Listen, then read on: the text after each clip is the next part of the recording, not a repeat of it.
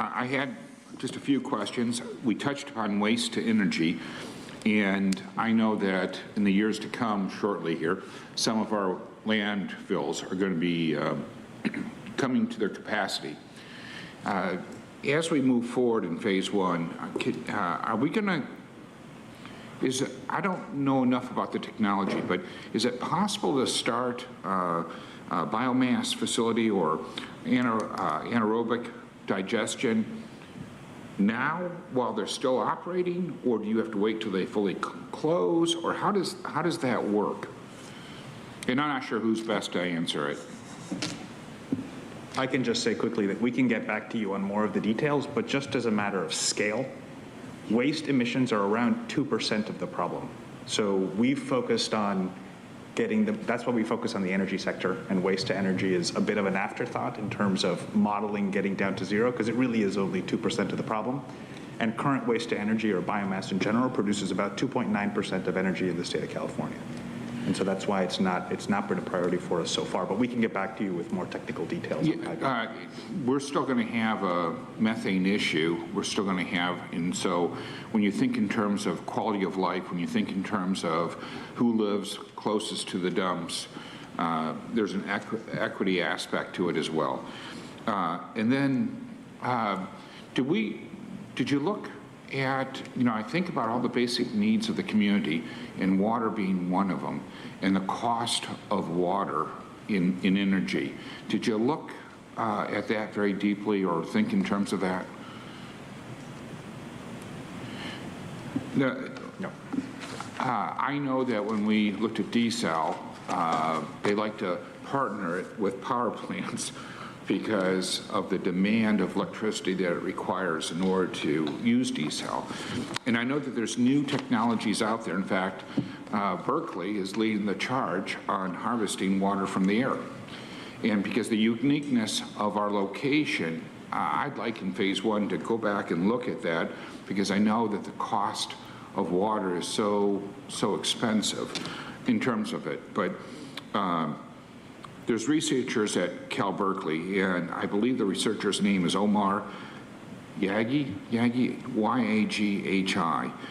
And this is new technology. They go in the middle of deserts, and they're able to harvest water out of the air. And I just would like to take a look at that framework to see if that, whether that would be applicable to us, and whether that would be helpful. And I'd like to do that in phase one.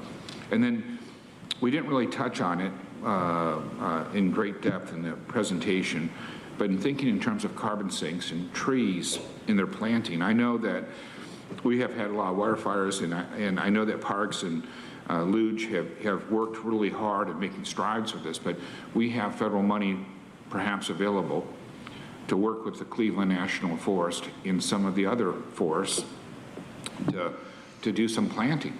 And, one, to reforest that area would not only help our environment, but it would also ensure that we wouldn't have mudslides if we have torrential rains, which it's been a long time.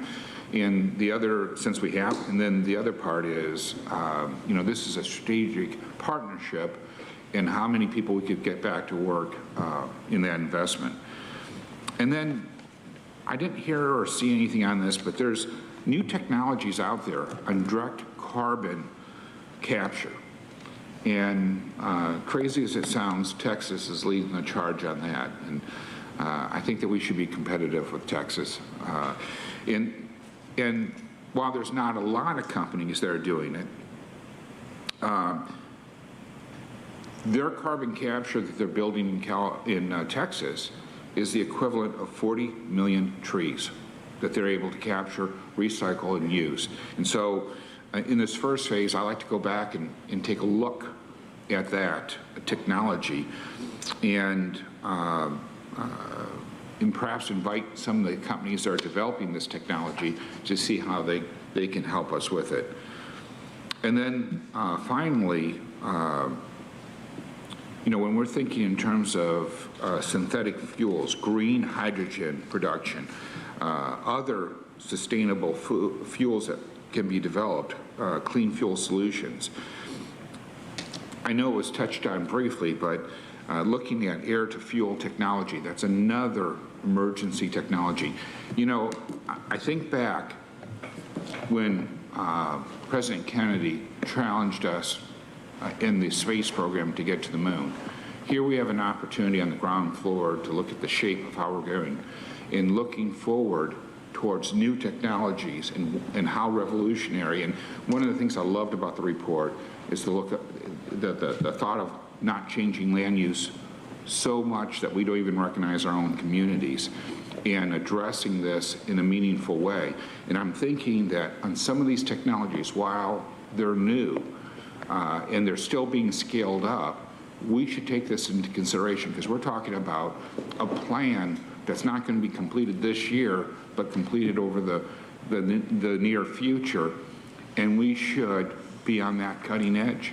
And we should be doing everything we can to get the highest and best product for our communities. And these are technologies, too, that when we look at them, we're going to think, hey, we're really happy 30 years ago we invested in this. And look, we have access to more water than we've ever had before. We've got better, greener energy than we've ever had before. And our quality of life is at the best it could be. So I'd like to include those 5 topics as a friendly amendment to include in phase 1. And I can review it with you if you like. But I don't know, Sarah, if you and your team got, you know.